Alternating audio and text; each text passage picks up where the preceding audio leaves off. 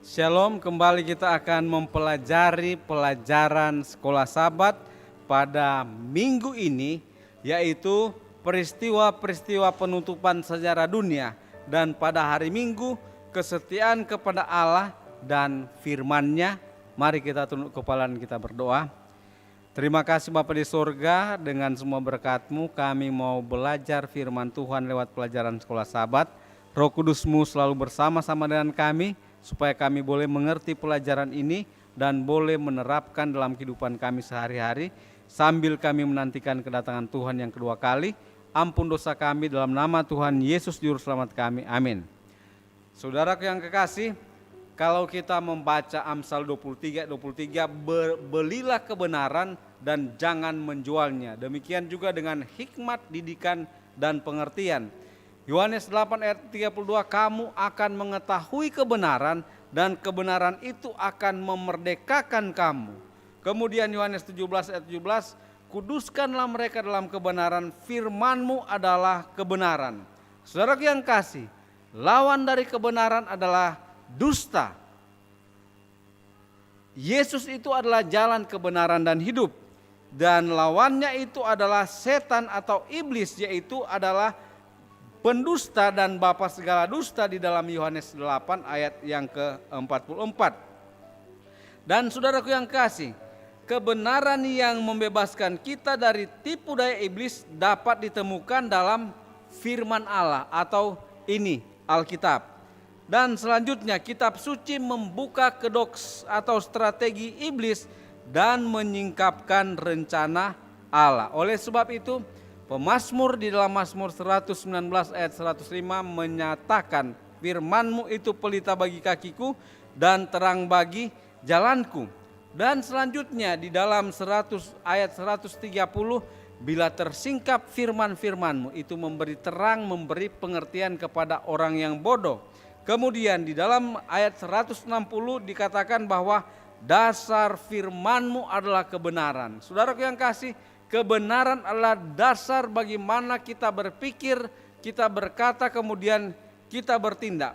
Dan Rasul Petrus dia menyatakan dalam 2 Petrus 1 ayat 16-21 dikatakan, dengan demikian maka kamu harus memperhatikan firman Tuhan itu sebagai pelita yang bercahaya.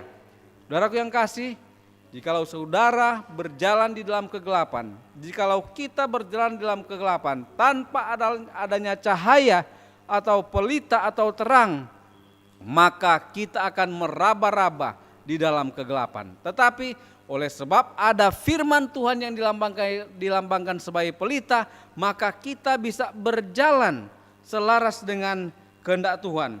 Setan dia dikatakan menggunakan setiap sarana yang memungkinkan untuk mencegah manusia memperoleh pengetahuan mengenai Alkitab atau kitab suci.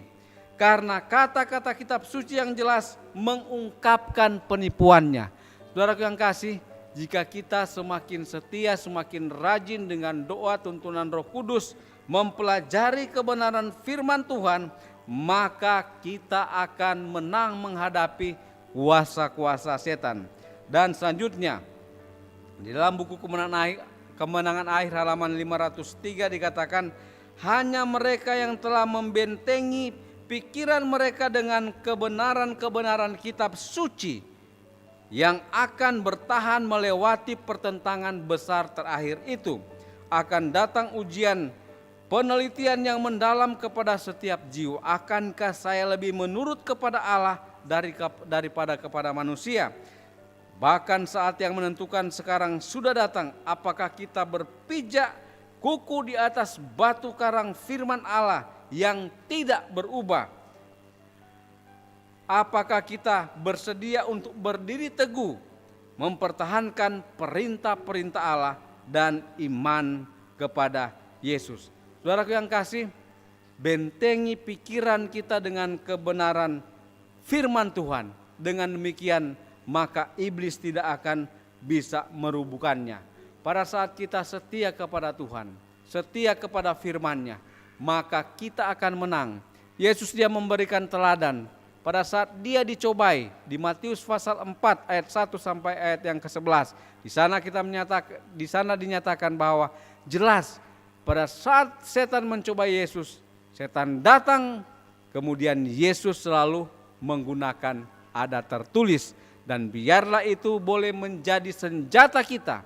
Dengan demikian maka kita akan menang menghadapi pencobaan-pencobaan, dan kita diberikan janji kepada mereka yang menang, maka mahkota kehidupan, keselamatan secara nyata akan diberikan kepada kita pada waktu Yesus datang pada kali yang kedua.